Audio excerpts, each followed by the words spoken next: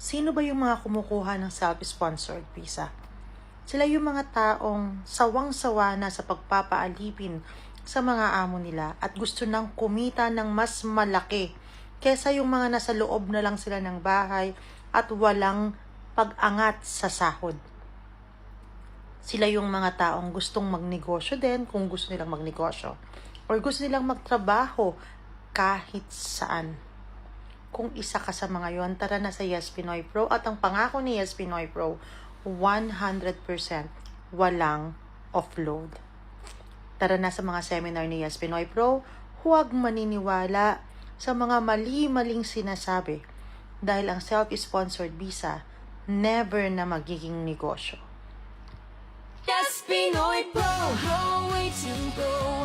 Solutions beyond borders, we'll show.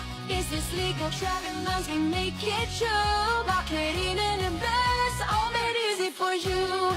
Yes, Pinoy Pro, your teams are